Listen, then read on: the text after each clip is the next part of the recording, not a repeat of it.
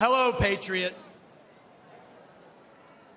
I am so honored to stand before you as a 27-year Army veteran and the first Green Beret ever elected to Congress.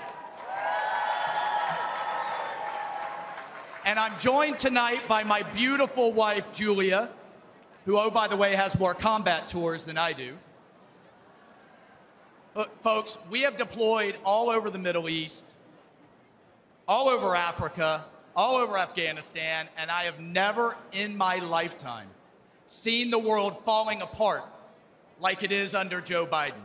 And that's because under President Trump, we had a president who defeated ISIS, broke Iran, stood with Israel, always stood with our allies, made China pay. You didn't see any spy balloons under President Trump, did you? He deterred Russia. You know what he told Putin? You try anything, and I'll take the tops off the Kremlin. And he didn't dare, did he? He did under Obama, he did under Biden, but not under Donald J. Trump. He defused North Korea. And importantly, he got our hostages home and didn't pay billions of dollars to get our Americans back. And here's my favorite part about Donald Trump, the commander-in-chief. He sat across the table from the bureaucrats and the generals and said, if you don't give our troops what they need, you know what he told the generals? You're fired. You're out of here. We're cleaning house. Everything takes too long, costs twice as much, and delivers half of what our troops need. And what do we have today?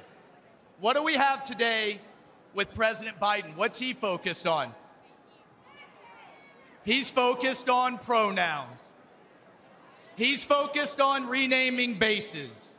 He's focused on DEI. And here's my favorite. He's focused on building electric tanks. Has anybody seen any charging stations in the Middle East for the Biden's electric tanks? And here's what I can tell you straight up in combat. Our enemy's bullets, listen to me, folks, our enemy's bullets could give a damn about black, white, or brown, or about religion, or about gender, or about anything else. The only colors that matter in the foxhole are the red, white, and blue, baby. That's the only thing that matters. That's the only thing our military should care about. And that's the only thing our fellow soldiers care about. And that's the only thing President Trump cares about. Now, I want to tell you a story about the man, the leader, the commander-in-chief, that is Donald J. Trump. We all remember Biden's disgraceful withdrawal from Afghanistan, the debacle and the stain on our national conscience that was. The 13 Gold Star families have to relive it every day, the ones that lost their sons and daughters that disgraceful day. Biden won't even take their calls. He calls it an outstanding success. He won't even take a meeting with them. Well, I called President Trump. We talked about it, and he said, Michael, I would love to meet them. Get them up here. Get them up here to Bedminster. He was scheduled, folks, hear me on this. He was scheduled to spend an hour with them.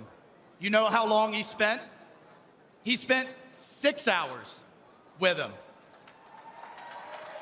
He met each one. He listened. He cared. One of the moms kind of leaned over to me and she said, do you think he'll sign a picture of my son? I said, oh, hell yeah, he will. Please ask. He will be happy to. And he spent hours more. And if that wasn't enough, he then has them up to dinner.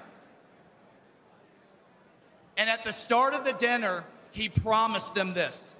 When he gets back in the White House, he will release all the tapes, all the videos, all the records, all the emails, and give these families the accountability and the transparency that they deserve and that they will never get from Joe Biden.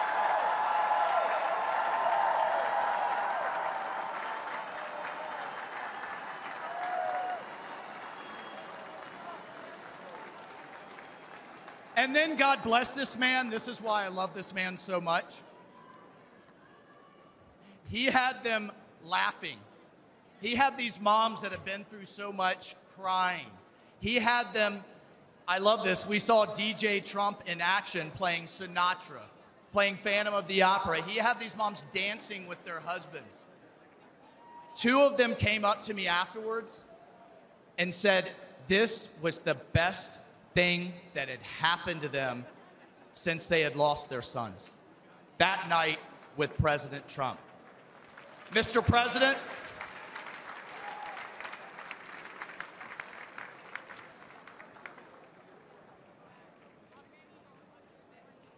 Mr. President, you helped them heal. And I will forever, and they will be forever, and America will forever be grateful to you for that.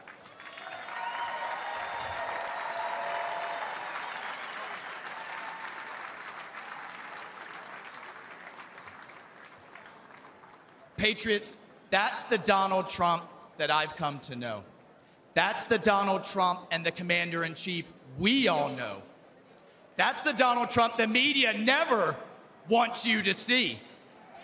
That is the Donald Trump we must have as commander-in-chief back in the White House this November. We need it, the country needs it, the world needs it, because we will once again have peace through America's strength. God bless you. I salute you. Let's go fight, fight, fight, and let's win.